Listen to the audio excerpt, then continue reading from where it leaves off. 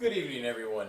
As I told you, I was going to put a screencast up talking about a couple of the ideas that we're going to be exploring on Friday. And what that idea is how to graph a polynomial function. Okay, if you take a look at this, I've got a polynomial function, f of x equals x parentheses x minus 2 parentheses x plus 3. Okay, to graph a polynomial function, here are the key ideas that I need to think about. I need to find the end behavior. I need to find the x-intercepts. And I need to find the y-intercept. So these are all the ideas that are going to be used to graph this polynomial function. Let's start with the y-intercept. Well, to find the y-intercept, I know that I have to plug 0 in for x and solve for y. Well, if I do that, I get the equation f of x equals, or f at 0 equals, shall we say, 0 times 0 minus 2 times 0 plus 3. Well, when I do all the math, that becomes just 0 times negative 2 times 3, so 0. So my y-intercept is the point 0, 0. Now, to find the x-intercepts, I plug 0 in for y and solve for x. Well, if I do that, that's what we've been practicing the past couple of days. That's the same thing as finding the zeros. So I would get 0 equals x parentheses x minus 2 close parentheses x plus 3. Well, since this is already in factored form, it's pretty easy to find. I get x equals 0, x equals 2, and x equals negative 3 as my three x-intercepts. So my x-intercepts are 0, 0, 2, 0, and negative 3, 0. And those are my three x-intercepts. So, looking at the last idea, the end behavior, to find the end behavior, well, wait a minute. To find end behavior, we've always done that in standard form. This equation isn't in standard form. So what I have to do is I have to FOIL this guy out. So if I multiply all the x's out, I'm going to get f of x equals x times, foiling these two guys out, I would get x squared plus x minus 6. Distributing the x, I get my final answer of f of x equals x cubed plus x squared minus 6x. Now don't forget, to determine the end behavior, we have to look at the leading term. The things that I care about are the degree, and I care about the leading coefficient. With the degree, what I care about is whether he's odd or even. In this case, the degree is 3. That's an odd number. With the leading coefficient, I care if he's positive or negative. In this case, he's a positive 1, so he's positive. What that tells me is, because he's an odd-degreed polynomial with a positive leading coefficient, I know that the left end of this graph will point downward, and the right end of this graph will point upward. So these two ends have to be connected using the points that we created with the y-intercept and the x-intercept. Let's go through and do that now. If I graph my y-intercept out, I get 0, 0. My three x-intercepts are 0, 0, which I already graphed, negative 3, 0, and 2, 0.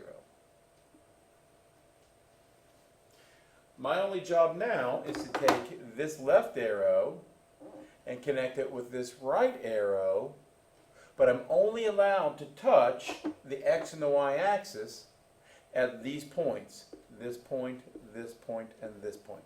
I can only cross those axes, the axes, the x and y axis at those 3 points. Well, if you think about it, I would take this arrow, I would start going up through this point. Now, at some point I know I'm going to have to turn around to hit this, the point 0, 0.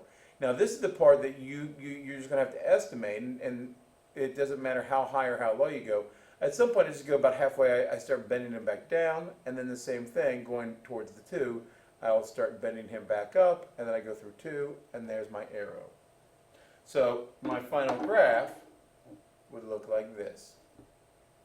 This is the sketch of the graph f of x equals x parentheses x minus 2 times parentheses x plus 3. Again, the keys here are the end behaviors, the x-intercept, and the y-intercept. Let's take a look at another example. In this next example, I've got f of x equals x plus 1 squared times x minus 2. Now again, to find my y-intercept, I plug in 0 for x, and I solve for y. So I get with y equals 0 plus 1 squared times 0 minus 2. Doing the math, I get 0 equals 1 squared times negative 2. So y equals 1 times negative 2. So my y-intercept is negative 2. So negative 2 comma 0 will be the point on my graph.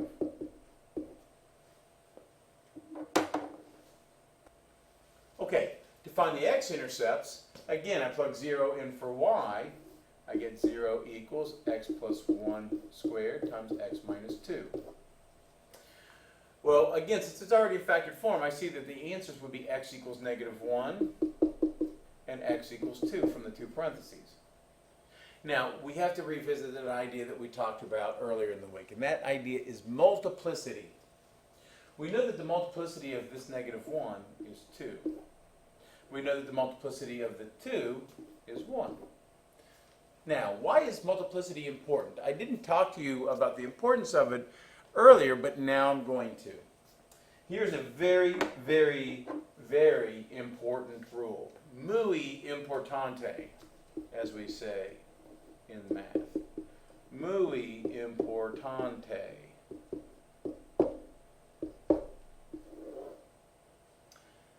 If an x-intercept has a multiplicity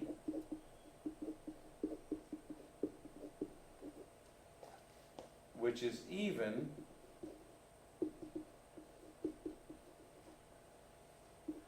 then the graph will bounce off this point. If the x-intercept has an odd multiplicity,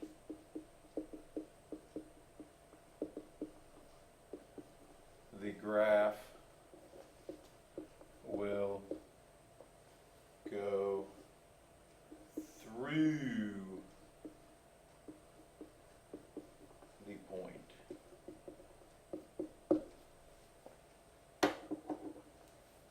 So how does this idea of multiplicity and the idea of bouncing off an x-intercept and going through the x-intercept, how will that affect my graph? We're going to take a look at that in just a second, but the last thing I got to do is I've got to figure out the end behavior. Now, to figure out the end behavior, again, I should have to multiply out the x plus 1 squared times x minus 2. All right? Well, I've actually got a shortcut to that. Since I only care about the leading coefficient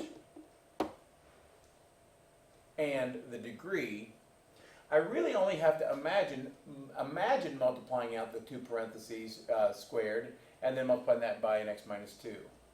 Because I'm just imagining creating the leading term, if I say I'm going to square this x, I would get x squared from that first term, the first parentheses. if I multiply that by this last x right here in the second parentheses times another x, ultimately, I know that the leading term for this polynomial in standard form is just x cubed. Because I know that it's an x cubed, I know from there that my end behavior can be determined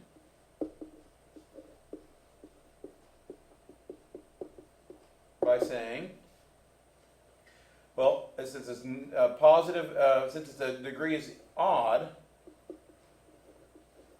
and my leading coefficient is positive, again, I know it's going to be down on the left, down on the left, and up on the right. Okay, so let's actually put it all together now and develop the graph. If I graphed out, let's see, I've got a y-intercept of 0, -2, and my x-intercepts I found were -1, 0, and 2, 0. Actually, I'm a bad boy. I should have written these x-intercepts over here as -1, 0, and 2, 0. Take off some points from my grade there. All right. So here's my job. I've got to connect this arrow on this downward arrow on the left with this upward arrow on the right by only touching these 3 points here, here, and here. I've got to touch only those 3 points in the process. Now, again, if you look at -1, since his multiplicity was an even multiplicity, instead of me starting here and going through that point, that's not what I want to do. No, that's not what I want to do. What I want to do is I want to approach that point, and as I get the -1, I want to bounce off of here, boing, and go back down off of the x-intercept. You see how I did that? Okay? Let me do that one more time for those of you who aren't sure what's going on.